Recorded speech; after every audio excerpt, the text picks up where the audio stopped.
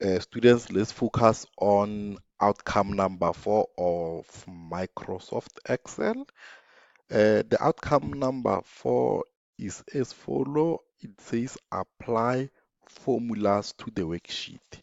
You have modified your worksheet. You have formatted the worksheet. So now you want to start to do your calculations. Calculations, we are going to apply formulas.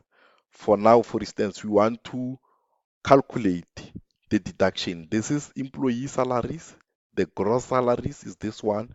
So we want the deductions. How much, we want to know how much they are deducting from their salaries. So we only know that they deduct 17%. So in most cases, when you type 17%, for instance, we'll say um, you'll say 17 or 0.7, 0.17.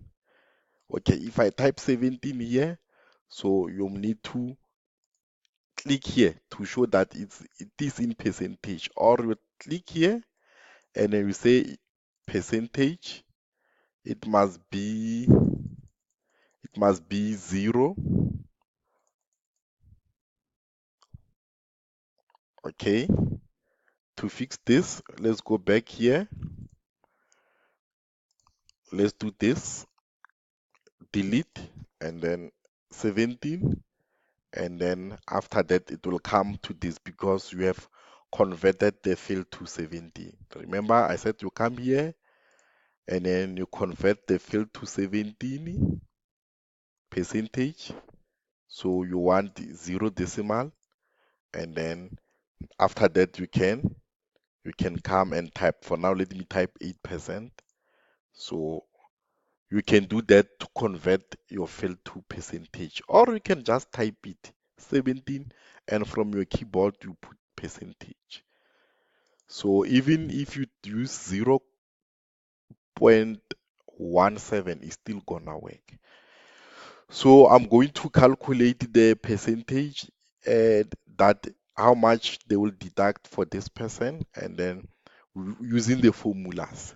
So every time when you use the formula, you start with equals to, and then from there you click 27 because then it's gonna show B7, and then uh, from there you are going to say multiply it by 7%. So I mean 17%. So it's gonna say C3. Then you press enter. But for C3, because of it's not on the same row with our value, so we have to call it a reference cell. So you click here, and then you, after clicking, okay, you click here and then you put a dollar sign on your formula. You put dollar sign here, and then you also put it here from the keyboard.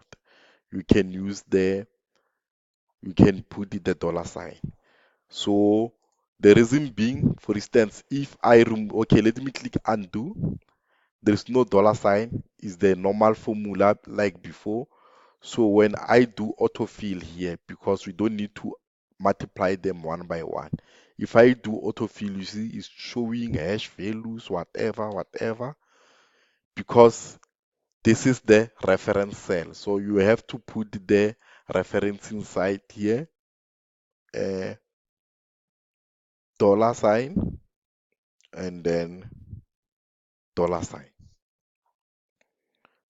Then after that, if you drag down here, then it's gonna show the correct values. So the reason we use B7, C7 is because of what? In If you did the mistake and there was a lot of, or maybe the deduction is increased to 18%, you don't need to recalculate. You just come here, you just say 18%. Then automatically it will change. So you don't need to do the calculations again. So always make sure you use the cells B7 uh, multiply by C7, whatever where the field that you want to, the values that you want to multiply they are.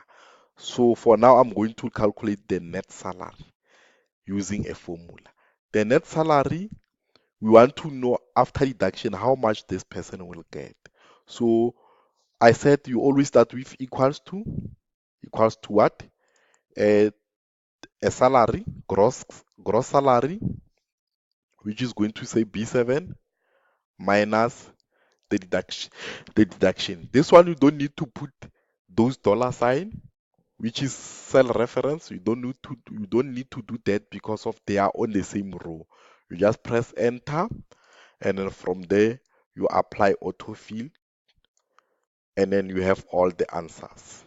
I'll stop I'll stop here for the formulas, and then if you want to do more formulas, please uh, check your link for extra work that you can use to practice, where they can show you some other formulas. 1 plus 1 is equals to 2, those kind of formulas.